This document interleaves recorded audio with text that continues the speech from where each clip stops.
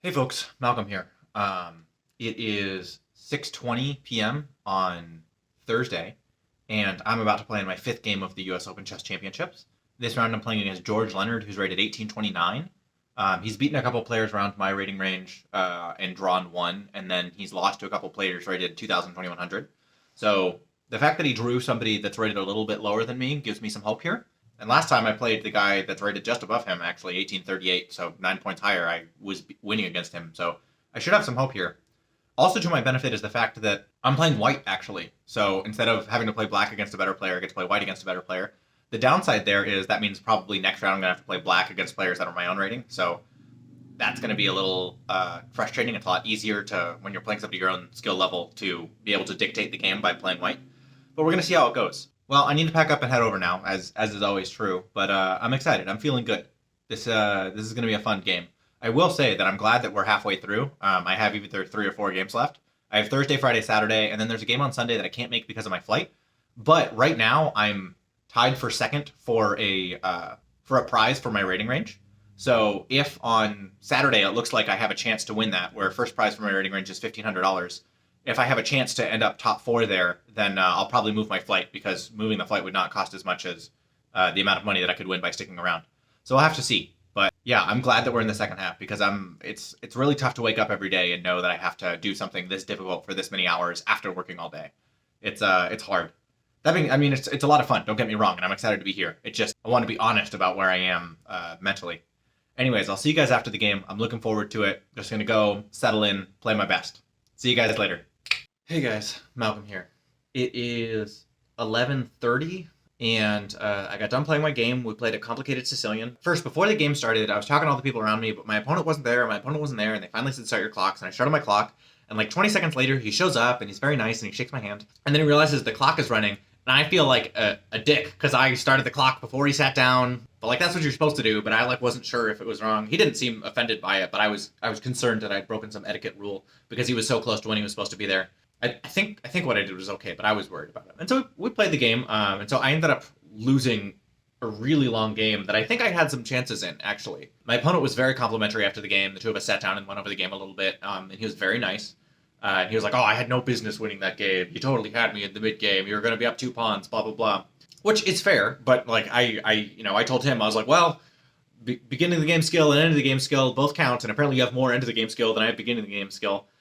It's just tough to go from a winning position to like making a blunder, and then after that I thought I might have some drawing chances, but then it was rough. And then my opponent thought that I would be drawing, so it turns out like I played stubbornly, and if I had played stubbornly a little bit differently, he might have accidentally given me a draw in a totally winning position. I doubt it. I think he eventually would have seen it, but he was like, "Oh, I think it was a draw," even though I was up a bishop at this point, and I was like, "I don't think so," and so he agreed with me later. But the thought that I could have swindled the draw would have been big. It's also nice to be like to get winning positions against these high-rated opponents. Like it's really proving that other time against the 1838 wasn't a fluke. This guy's 1829. So let's go ahead and take a look at the game. All right, so here's the game, and I've actually put it in the computer beforehand. So I played e5 because I'm an e5 player, and my opponent played c3, the Sicilian. Now normally I'm an Alpine Sicilian player where you play something like this, and you wanna trade this c pawn out. So now you're both missing your c pawns, and you can have a strong center. But I haven't been loving the positions I've been getting there. I find it difficult to play around. A lot of times it transposes to a French. So I played the open Sicilian, which is unusual for me. That's what I felt I had to do in this circumstance. I haven't been liking my positions elsewhere, and I've really been doing a good job of sitting down, taking my time, and figuring out the openings. So I felt like this was going to give me good chances. So my opponent responds with d3, which is a book move, and I play d4 because that's the point of putting your knight there, to contest the center, and we trade. And my opponent plays knight f6. He's hitting the pawn, right? And so I've got to defend it somehow. Options are here, here, and here. And I guess, well, that wouldn't work. Yeah, those are the 3 things. I guess you could play like queen e2 or queen d3, but those aren't really good. I opt for the principled move, knight c3. This is a classic like open Sicilian. And my opponent plays a6, the Najdorf. And so I don't know what to do, so I play bishop c4. I know that there are several things, like if you play against it, like in a game that I had memorized, you can play here, but the problem is that his knight can come in, so I was thinking, oh, do I maybe play f3? Am I getting rid of the castle queenside? But I didn't have the confidence today to go for like a really big attacking game, so I played bishop c4 because I know that gets used in almost all lines. This is apparently called the Lipnitsky attack. My opponent plays e5, which we go from a totally even game to I'm up plus 0.8, which is reasonable. e6 is apparently the more normal move. And I play knight d e2. And the thing that I recognize is I'm going to have to defend this pawn at some point. I think I'm going to castle kingside, so I don't want to play f3. And the easiest way to bolster this, like for example, if something like this happens, is I can get my knight on a g3. So I'm thinking, okay, that'll be my way to defend this pawn, even if this bishop goes somewhere. Like I can still fight for the center, and I can route my knight to somewhere useful. The other useful thing is that if my knight ends up here, my knight can go to this f5 square, which is really important. So my opponent plays bishop e7. He gets ready to castle. And the one thing that I recognize is I do not want this bishop. Like this bishop, he can go here, but that kind of sucks. He could go here, but I'm going to trade, and he's going to lose a pawn. He's going to like end up with a weird center. He can't go here because my pawn protects it. He can't go. He could go there though. So I play h3 because I don't want his bishop to go here. I want his bishop to have to go somewhere that sucks. And he castles and I castle. And I'm just thinking, even game, it'll be fine. And the computer agrees. Plus 0.1. My opponent plays b5, which is aggressive. And in particular, my opponent wants to... The thing that I was recognizing is, so if I move back and if b4 comes, how do I make sure that this pawn is defended appropriately? And the thing that I recognize is I can go ahead and play something like knight a4 here, because if my opponent tries to take this pawn, I can fork the knight and the rook. You can see I'm plus 3.8 here. So I wasn't super worried about that. So I just backed my bishop up so that I could maintain that tactical threat. My opponent plays bishop b7, just totally ignores it, which is good. That's what they're supposed to do. I play knight g3. Now I'm really eyeing up these squares in the center, and I guess I could play f3 at some point if I needed to. My opponent plays knight bd2, which is fine. And apparently I'm plus 1 here. At some point, apparently I'm supposed to play f4, but I don't ever really see the opportunity. So I play knight e5. One of the things that I recognize is there's pressure against this pawn, and my opponent's going to potentially continue to build up pressure against this pawn. I'm going to have to defend it over and over and over again by playing stuff like rook e1 and then finding some way to pin his pieces so that he can't do that. So I thought, okay, well, if I go here, I'm threatening the bishop, and then I can play bishops versus knights. And also, I can force a bunch of trades. My opponent still can't take here. For example, if my opponent takes e4, I take back, and I'm doing great because I'm up a piece for a pawn, and my opponent can't take here because it's defended two different ways. And so even if my opponent tries to come and get this bishop, there's not a whole lot he can do. So he can't take that pawn. The pawn's not weak. It's fine. And so my opponent actually plays knight takes d5, and I play bishop takes d5, which is the best move. My opponent plays bishop takes d5, which is the best move, and I play queen takes d5, which is the best move. We're totally even here. The thing that I like is I get to play against this backwards pawn, and this bishop is like the worst bishop in all of bishops. Whereas this pawn, I can always bolster with f3 if I need to. This pawn can potentially become passed, and I can easily gang up in these open files. So my opponent plays knight f6. He wants to attack my queen and attack the pawn. I back up to d3. That protects the pawn. It means that even if the knight gets kicked, I'm still fine. And because my queen is defending the pawn, I can get my knight to this f5 square if I need to. My opponent plays queen c3, and I play bishop g5. Apparently that's a mistake. Apparently I'm plus 1.5 here, and the thing that I need to play is play knight f5 immediately. I don't know why, but okay. My opponent messes up with h6, takes and takes, and now this bishop like really sucks. Like he's just in a closet, right? Like he could go here, I guess. He can't really like route around to anywhere useful. Like he'd love to be on this diagonal. If he goes here, like it's awkward for him because I can kick him back with this, and also if he goes here, then I'm going to do this and this. So my opponent's bishop is not very good. He doesn't have a lot of targets. He can never use this bishop to fight for this pawn. So that's why I was happy trading. Playing bishop versus knight, I was like, the position's relatively blocked. This bishop sucks. This knight is going to be great. So I played knight f5, and I've got the knight planted in there. And he was like, oh man, I can't do it. Now, first of all, my opponent can't push because I take with check and things are bad for him. Now, he's gotten my knight out of this square, but he takes with check, and even if he comes and kicks my knight, like, I don't really know that he wants to have to play a position where this is coming. I mean, I guess the bishop defends, but the point remains that I can get my queen over there. So my opponent can't push g6 to exfiltrate the knight, hardly ever, because that check is always going to be looming unless the bishop moves somewhere. And if the bishop, for example, tries to move here to protect this pawn so that this can come, I can push h4. And if my opponent takes, then I can take. So they have to get out of here, and then I'm threatening this. The other thing that I was ready for is at some point, I recognize the fact that my opponent does, I don't know, something like this. I can play queen g3, and while right in this position it doesn't exactly work because I'm losing this pawn. If my opponent makes some other nothing move, is I can do something like this. So in this position, it's not the right thing, but I recognize that the threat is there. If I play queen g3, then I'm automatically threatening this. So my opponent plays rook fd8. He wants to defend his backwards pawn because I've got two attackers and he's only got one defender. That makes sense. Now, there are actually a lot of problems. For example, if I take with the knight, let's say he makes some nothing move. If I take with the knight, then he can pin my knight, and then things are rough. Uh, what is the computer saying this is fine for? Knight takes b5. Oh, I can take this pawn with set. Yeah, so I guess when his queen is here, that can't happen. But in general, the taking of the pawn, it becomes difficult to do. So after rook fd8, I play rook fd1. You want to fight for the file? I want to fight for the file. Now the problem I have is that my queen is in front of my rook, and I kind of need to do one of these guys to threaten to take the pawn. But I've got time. My opponent plays d5, and apparently this is a huge opportunity for me. I can play e takes d5. Now the thing I was worried about is e takes d5 here takes and here, and the computer thinks that this should be fine for me, partially because I can play this check and things get awkward, but also like my rook is attacked, and so if I go here, king h8, I play d6 with a tempo on his queen, and he go, he's threatening my rook, and like I guess this is a winning line, but I did not like the looks of. I couldn't see that far, and when I saw this happen, I did not like the looks of it. Now I know I should calculate further, but I'm thinking about all this from back here. So I thought according to that line, 1, 2, 3, 4 moves ahead, and I did not see that this check was going to be illegal at that point. So I need to work on that. 4 moves is not enough. But I played a move which I thought was really good, and it's actually the second best move in this position, and that is c3. Because if you don't see that taking the pawn is the right thing to do, the next best thing, the other thing that I saw in that line that I just described is where is that? d6. He can take this pawn, and so yeah, sure. I guess you can do. What does it want me to do? Queen takes. Oh. He can't take that pawn because my queen is defending.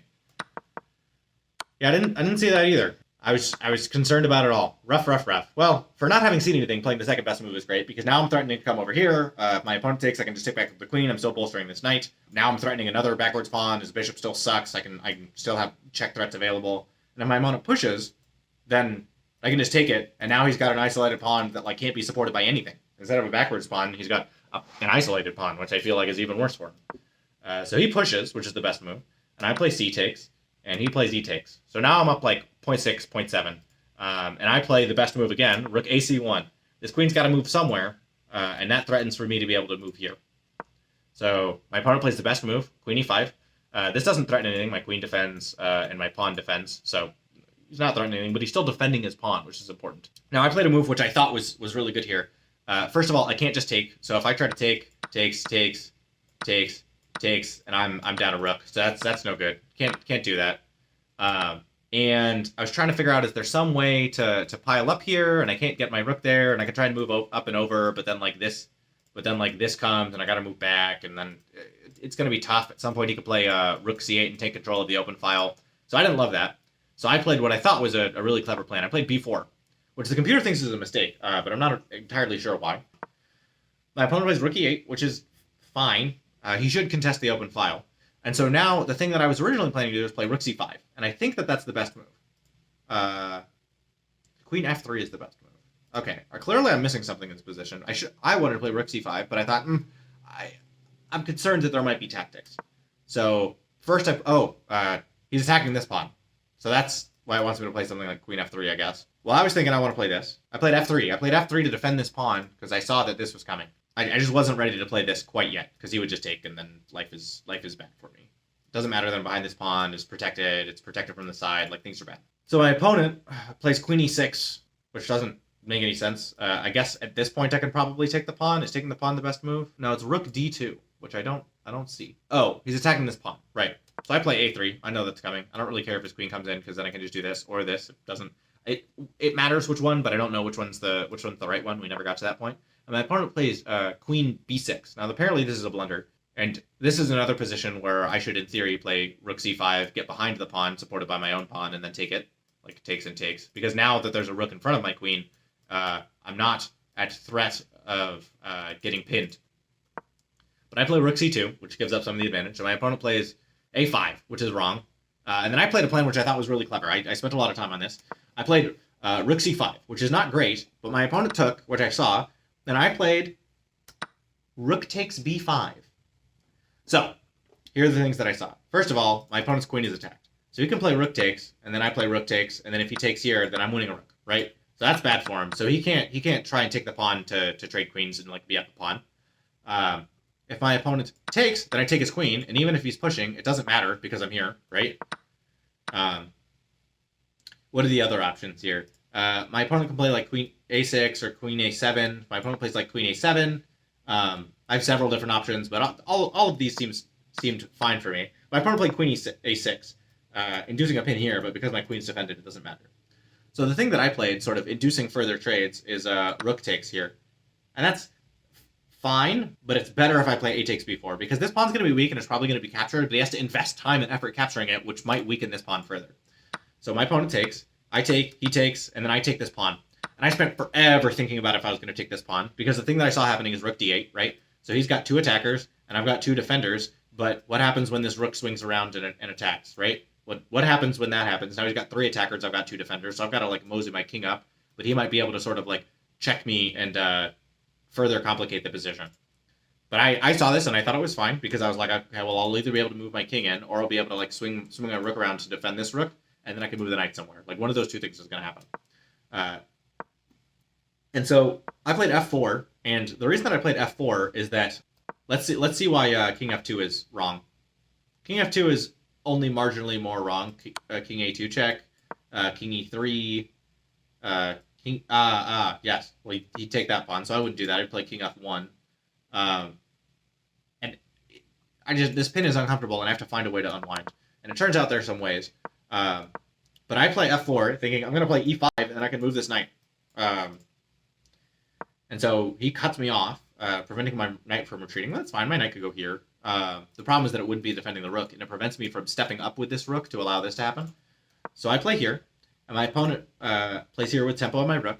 And this is where I made a blunder, and I didn't realize. I thought I'd already blundered by this point, but I haven't yet. The thing that I should play is rook c4. And rook c4 is the best move. It's totally equal. I'm still defending this twice. It's only being attacked once, and then I'm going to be able to play rook c1. It'll be fine. And if he moves his bishop here, I can get a tempo on it first, and then like we'll be okay. But instead, I played rook b1, like not recognizing. My thought was, okay, well, I'm protecting this rook, so no matter where he moves his bishop, I can just move this knight back. But this is a pin on my king, so I can't move the knight. Otherwise, I would just be able to retreat it and things would be fine. So now you can see it's -3. So I play king h1. I should have played king h2, and there are some reasons for that. In particular, I can't remember the tactics at this point. But my opponent takes with the rook, which is smart because that forces me to trade rooks. So I do.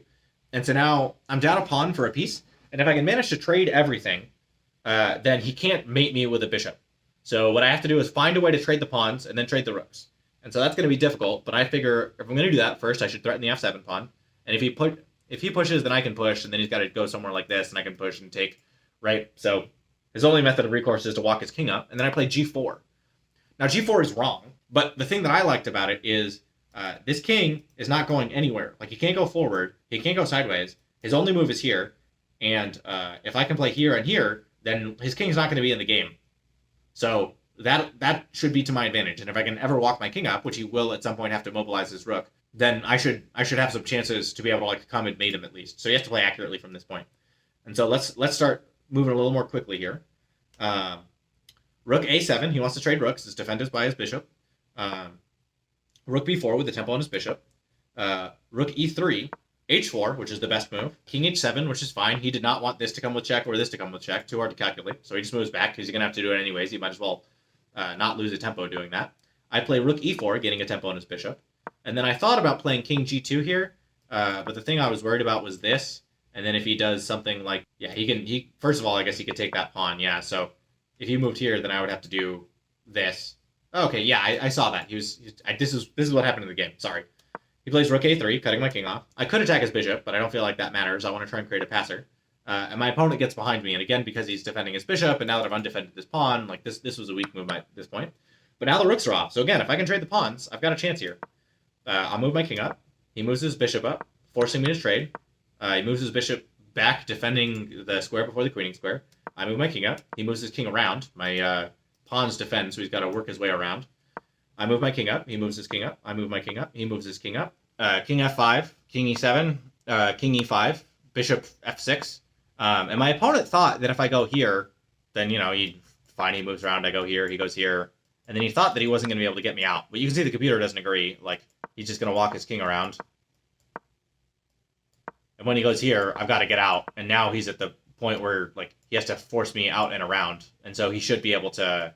I guess that's a draw. But he should be able to work his king up. So now I can't go up, and so I've got to go back, I guess. And he continues to shoulder my king, right? So he's going to be able to shove me out. So it doesn't matter that I could have gone there. Like at no point does the computer think it's a draw. So I play king d5, thinking, okay, cool. Well, he's got to figure out that he's got to move his bishop around. And if he doesn't keep it on this diagonal, then I can do stuff. He moves bishop here. I attack his bishop, because if he takes his pawn but I take his bishop, then I still have drawing chances. He moves his bishop back. I go back to the pawn, and he moves his bishop here. So now I've been triangulated at zugzwang, right? I need to stay connected to this pawn, but I can't. So I move my king back. He takes, king back, king forward. I try to get the opposition. He moves his bishop with check. Now he gets the opposition. He shoulders my king. I try and hang on to my pawn. He continues to attack the pawn. I'm forced to move again. Zugzwang. If I could not move a bunch of these different times, I would not move. And so now it's a matter of him forcing me into the corner, and I'm trying very hard to get stalemated here. I'm doing my best, and the checkmate that he plays is pretty classy actually. So I play king here. He queens. I play king here, hoping for some kind of stalemate. But that was pretty classy because that forces this is now made in two because of where he moves his bishop, and then he checkmates me. Hats off to my opponent. It was a good game. I will have the updated ratings for you in the morning once I see how everybody else did. I think the person that I played yesterday, Drew, and Peyton La Rosa, my opponent from round 2, or from game 2, round 3, his game went almost as long as mine did. I mean, my game was a 4.5-hour game. So I'm curious how it went for him. I think he was playing a higher rated player. Good luck to him. All right, I'll see you guys in the morning. All right, so it's the next morning. I know the lighting's a little weird, but bear with me. And I finally saw how my opponents from rounds 2 and 4 had done. They're unrated, so I have to calculate their rating in order to calculate my own. So first of all, it looks like Peyton from round 3, game 2, he got a draw against a 1568. So he's actually up to 1417, which is going to bolster our rating some. And then Harrison from game 4, round 5, he got a draw against a 1408, so his rating has improved as well, up to 1224. So that's actually good for us. Our 2 wins now are against reasonably highly rated players. So for us, that should mean that our tournament performance rating has actually degraded to a 1564 from 1599 for having lost to George last night. But our new rating is 1352, so we're actually still on the up and up. That's the highest rating I have ever had. So as long as our opponents from those rounds continue to do well, our rating should continue to be bolstered. I don't yet know who I'm going to be playing tonight, but you guys can see that in the next video. One other thing, right now, so for every 200-point band, there is a prize fund. So for people between ratings 1200 and 1399, first place gets 1500, second place gets 700, and then third and fourth place also get something. Right now, I'm tied for third. There are 2 players with half a point better than me in this rating range. So if after round 8, which will be game 7 for me, I'm in the running, then I'll stick around for an extra day because having the opportunity to win some money here would be fun. So I'll try and keep you guys up to date as we get closer. Right now, there's still a bunch of stuff, and I might not be even close by the time we're done with it, but we'll have to see. There are several schedules merging together, so instead of tied for third, I might be tied for like 9th or something, and then it won't matter. But if I've got a shot, I'll stick around. Anyways, I'll let you guys know how that goes. I've got to get to editing this video now because I've only got a few hours until it's got to be out. All right, I'll see you guys later tonight.